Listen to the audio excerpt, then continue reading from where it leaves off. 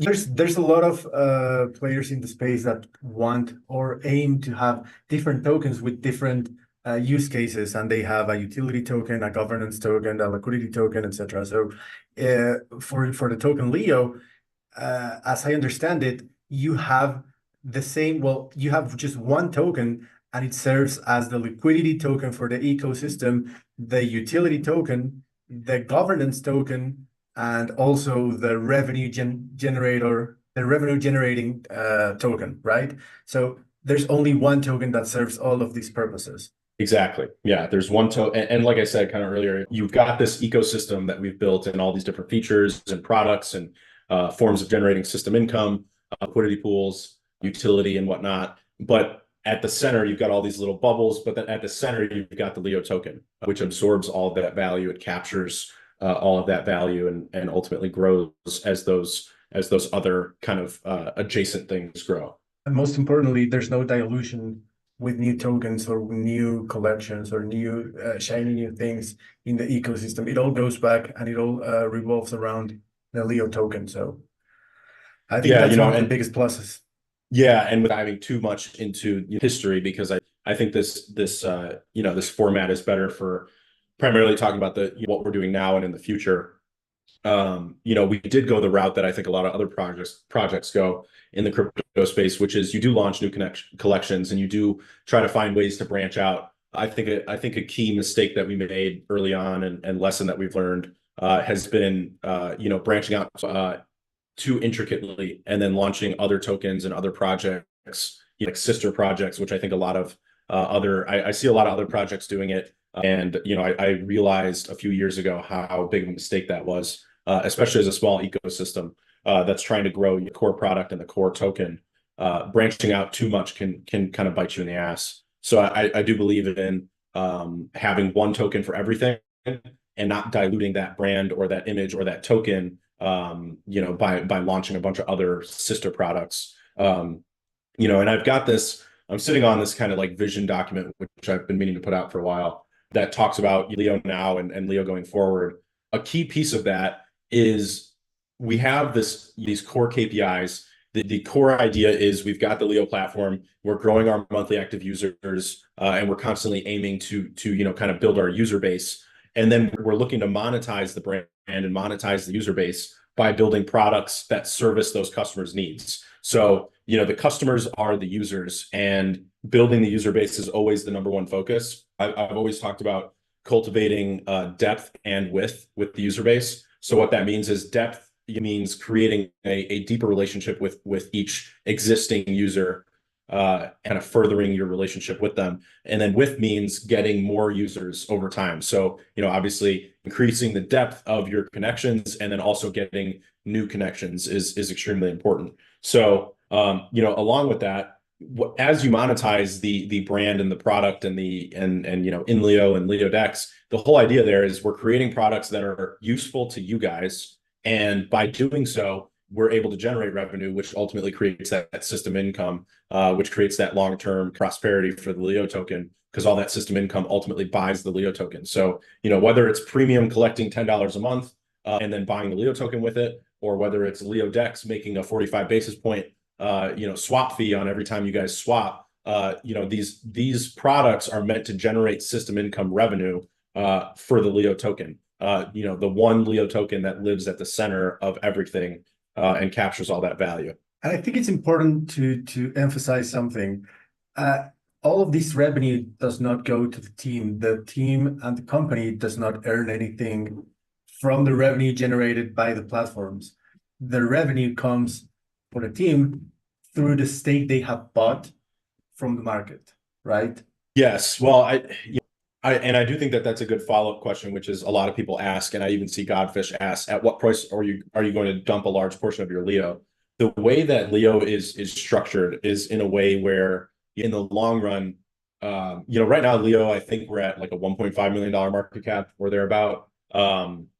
And my vision of Leo has always been, 100 million plus. Like my goal is to get us to be a much larger ecosystem, a much larger organization that captures value on a lot of different fronts. And a lot of people have asked, if the Leo team isn't collecting, like you mentioned, we aren't, earning this revenue. Like we're not, when LeoDex earns a 45 basis point swap fee, or when, $10 comes into premium when someone subscribes, the Leo team is not putting that in our pockets and saying, this is our revenue that we, pay, we, conduct payroll, we, invest in technology, we do R&D. Running the Leo ecosystem is actually extremely expensive on a monthly basis in terms of payroll and technology and servers and everything that we're doing. I think you guys kind of see that with all the stuff that we're capable of releasing. For me, this has been a one-way street of investing capital into growing the team, into growing the products, into growing the ecosystem, with the vision that one day we would get to the point where Leo is a $100 million plus ecosystem and it's worth, a significant amount of money. Obviously, there's kind of two to that. One is, obviously building something that's highly valuable is obviously a goal of mine. And then the other is that, I've long had this thesis about how important it is to democratize financial knowledge and access. Going back to when I was, really young, and just kind of learning about finance, like 12, 13, 14 years old. I've always been like, when I was a kid, like a lot of people have these stories about what people would ask them in school, like, what do you want to be when you grow up? And a lot of people, had all sorts of like firefighter, like the traditional answers. When people used to ask me what I wanted to be when I grew up, I used to say I wanted to be a hedge fund manager. So I was like, finance was always deeply ingrained in who I was and what I wanted to do.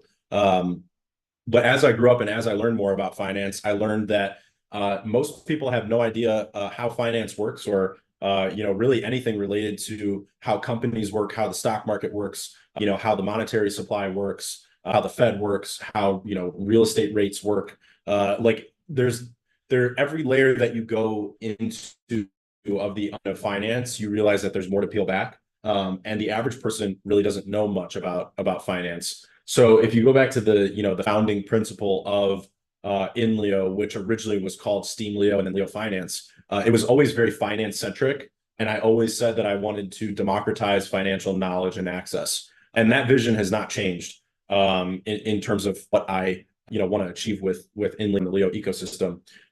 So in terms of financial knowledge, building a resource center, building a place where people can come and create content and engage with each other and discuss finance has always been a goal of mine. And that's what, Inleo's kind of founding principle is. And then kind of moving on from that, we've expanded it to be, obviously we added microblogging and we expanded the brand of the platform to say, okay, well, you don't just have to talk about finance, you can talk about really anything, but there are financial layers to everything. So I kind of learned that not everyone wants to come around and just only talk about finance and only talk about, what's the next token, what's the next stock, what's the next, what's happening with the monetary supply. People want to talk about all sorts of topics and they just want to build relationships with each other on a digital platform.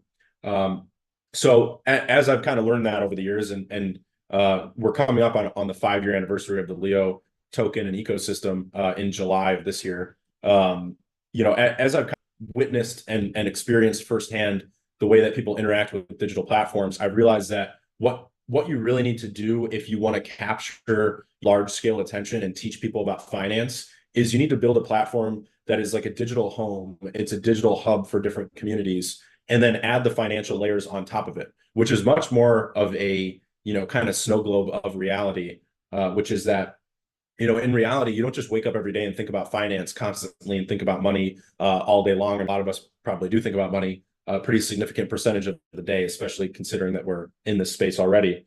But that being said, I mean, you live your normal life, you go to restaurants, you talk to people about the weather, you do random things, you talk about your pets, you share pictures with each other and whatnot. But then on top of that, you've obviously got the financial layers of society that are ultimately kind of not necessarily controlling the way your life goes, but having a significant impact on the things that you do on a day-to-day basis. So I realized that building a platform that is much more of a snow globe of reality is a much better way of democratizing financial knowledge and access, which is, Inleo as a base platform is meant to be a digital Web3 social media, but then we've got deep financial layers behind it. So the more you use Inleo, you build communities, you build relationships with people in the community. And then on top of that, you're earning tokens and you're learning about, like this episode, you're learning about tokenomics, you're learning about finance, you're learning about, cross-chain decentralized exchanges, because you've got to move those tokens around after you earn them.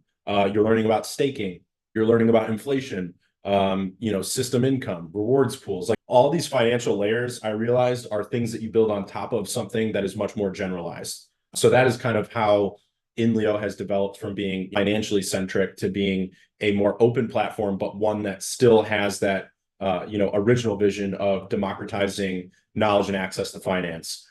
So again, the knowledge part it comes from using the platform and using the tools that we build, and that is also a part of the access, which is that up until we released the Hive aggregator on LeoDex, if you wanted to do decentralized trades with Hive, it actually was pretty much impossible. There was nowhere you could do it. So we are creating access to financial tools that weren't there before. So we are really fulfilling my original foundational vision of what I wanted to achieve. So we got into this topic by talking about revenue and how the team is compensated. But I firmly believe that I have like this kind of mission in life, which is to bring wider awareness and access to finance to a much wider range of people. And I obviously love finance. I love thinking about this stuff. I love talking about this stuff. So really what I've aimed to do is build a platform around that. And I think today we're much closer to that vision than we ever were before. And yeah, like I said, the incentives, I'm a big believer in aligned economic incentives. So the incentives for me from a financial perspective are, I have a large stake in Leo. I've built up a large stake. I continue to buy, the Leo token. I obviously believe it's undervalued, but I can't go out and tell you all to buy Leo, obviously. But I believe it's undervalued, and I keep growing my stake in the platform. And one day I believe that stake will be worth a lot more money. So that is kind of how my financial incentives align with the community and the ecosystem. And it allows me to dump the revenue and capital that I have from other businesses and investments over the years into payroll, into R&D, and just building out this ecosystem.